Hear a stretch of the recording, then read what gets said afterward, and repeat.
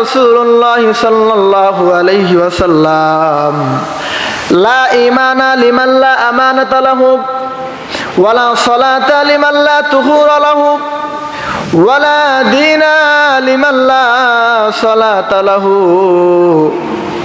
ইন্নামা মাওদিউস সালাতি মিনাদ দীনি কামাওদিউর রাসি মিনাল জাসাদ।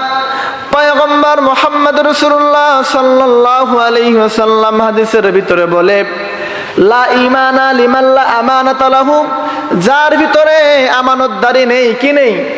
আমানতদারি নেই। আপনার কাছে কোনো মুসলমান ব্যক্তি কথার আমানত, টাকার আমানত, সম্পদের আমানত রাখলো, কিন্তু আপনি আমানত রাখতে পারলেন না, ঠিক রাখতে পারলেন না। পয়গম্বর বলে, লা ঈমানা লিমান লা আমানাতা লাহু, যার ভিতরে আমানতদারি নেই, যার ভিতরে আমানতদারি নেই তার কি নেই? ঈমান নেই। কি নেই? যার ভিতরে আমানতদারি নেই, পয়গম্বর বলে যার ভিতরে আমানতদারি নেই তার ঈমান নেই। পয়গম্বর আরো বলতেছেন, ওয়ালা সালাতা লিমান লা তুহুরা লাহু, যার ভিতরে পবিত্রতা নেই তার ভিতরে নামাজ নেই। কি নেই? নামাজ নেই। মুসলমান, একটু চিন্তা করেন, আপনার শরীর যদি নাপাক থাকে, অপবিত্র থাকে, তাহলে কি আপনি নামাজ পড়তে পারবেন? কোরআন ধরতে পারবেন? মসজিদ ঢুকতে পারবেন? পয়গম্বর সেজন্য বলে, ওয়ালা সালাতা লিমান লা তুহুরা লাহু, যার ভিতরে পবিত্রতা নেই তার ভিতরে নামাজ নেই। আর মুমিন, ইমানদার মুসলমান কখনো অপবিত্র থাকতে পারে না।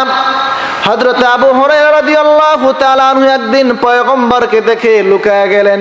পয়গম্বর হযরত আবু বকরকে, হযরত আবু হুরায়রা রাদিয়াল্লাহু তাআলা আনহুকে ডাক দিয়ে বলে, আবু হুরায়রা, তুমি আমাকে দেখে কেন লুকায়া গেলা? আবু হুরায়রা বলে, পয়গম্বর, আমি একটু নাপাক অবস্থায় আছি, আমার শরীরটা পবিত্র নয়।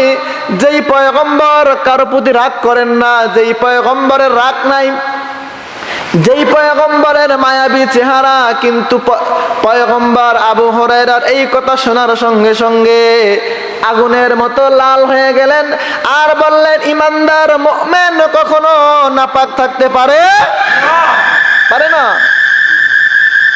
ইমানদার কখনোই নাপাক থাকতে পারে না।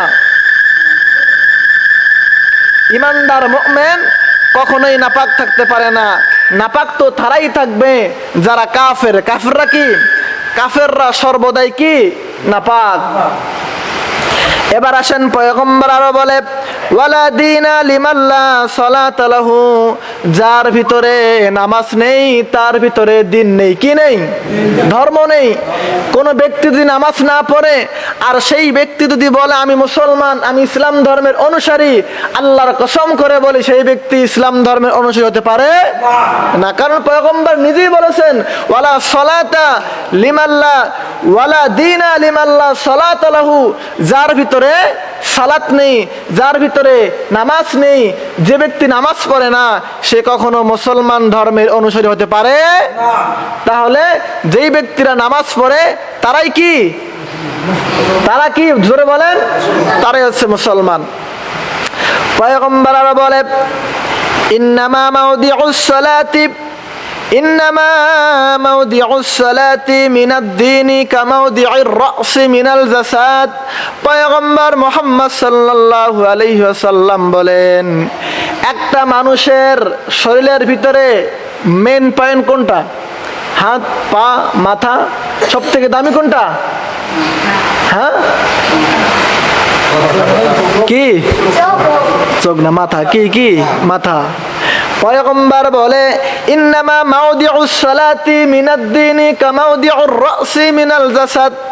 মানুষের জিসিম, মানুষের শরীরের ভিতরে মাথা যেমন দামি, দিনের ভিতরে, ধর্মের ভিতরে, ইসলামের ভিতরে সব থেকে দামি হচ্ছে নামাজ। কি? নামাজ।